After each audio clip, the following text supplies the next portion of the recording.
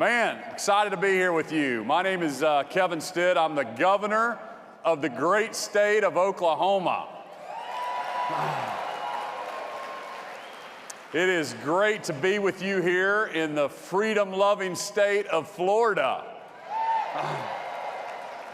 Florida comes in second only to Oklahoma. Oklahoma, America's freest state. I'll tell you a little bit about me. I'm a fourth-generation Oklahoman. I've been married to my wife, Sarah, for 23 years, and we have 6 beautiful children. I come from the business world.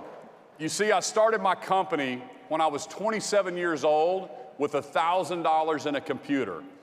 And today, that business has grown to nearly 2,000 employees, and we operate in 40 different states. I was a complete outsider to politics. In fact, my first ever political donation was to Donald J. Trump for president.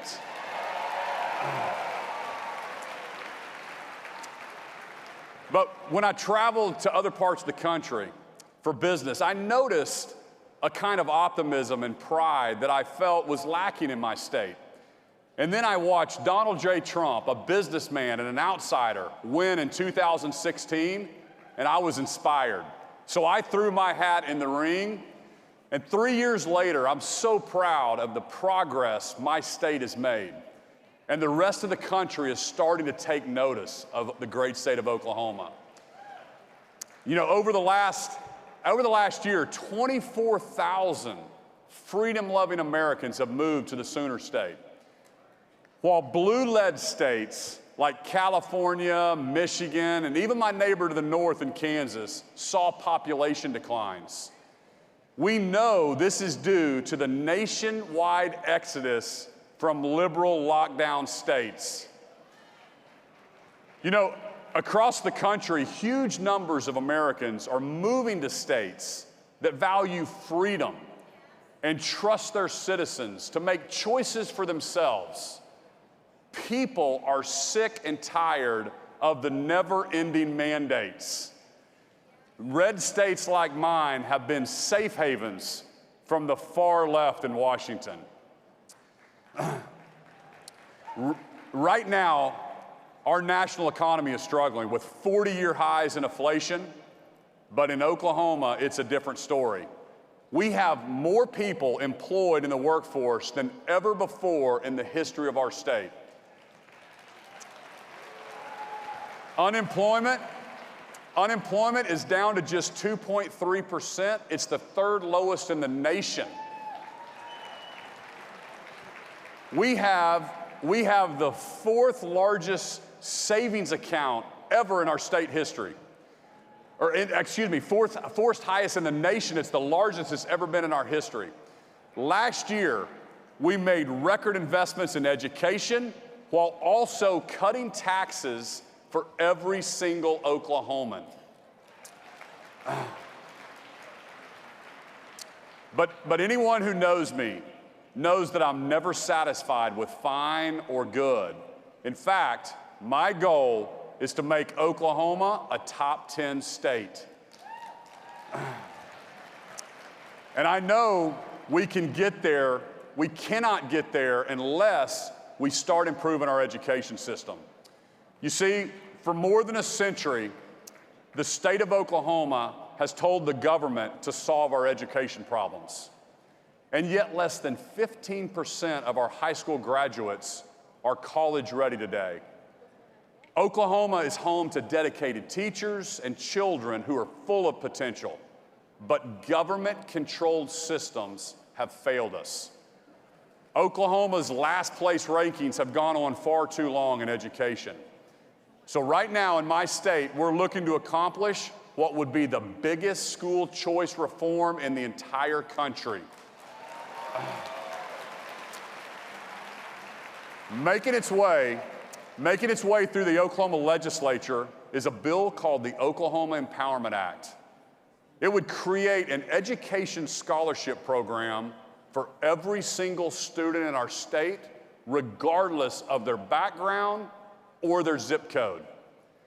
Because in Oklahoma, we know that God gave kids to parents, not to the government.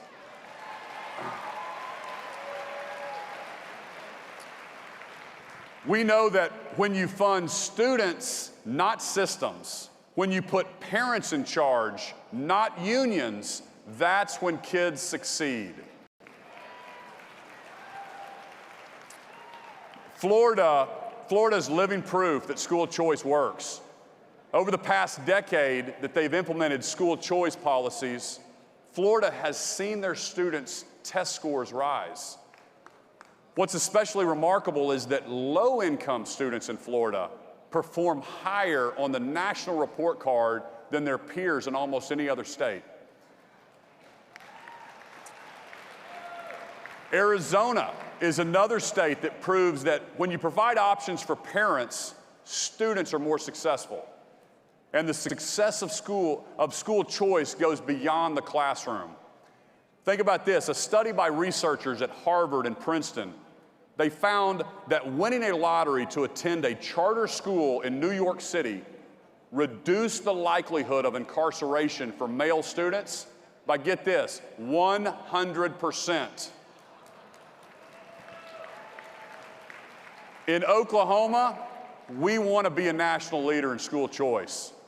But those who benefit from the government's monopoly want to keep their grip on this power.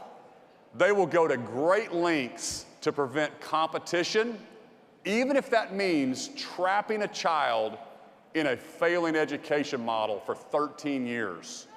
And here's what we think. School choice should not be just for the rich. This is the year of the parents.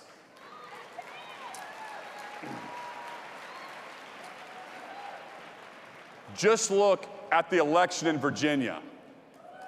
In my state, 86% of parents support creating education scholarship. This isn't controversial at all. Who should have the most say in their child's education? That's right, parents. Not governments, not unions, but parents. It's hard to believe, but it's been just over a year President Biden has been in office. For conservative governors like myself, it's been one heck of a year. At every turn, this president and his liberal friends have done everything they can to strong-arm states, from unconstitutional vaccine mandates to trying to take away our Second Amendment rights, to shutting down domestic oil production and turning to Russia for oil, to telling private businesses what they can and can't do. I could promise you this, Republican governors will fight back against this federal overreach.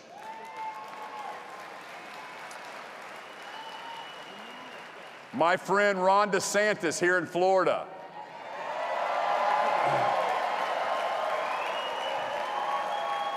newly inaugurated Glenn Youngkin in Virginia.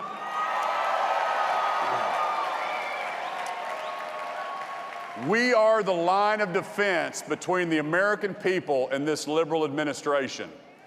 Thank you so much for having me tonight. I hope you enjoy the rest of your evening.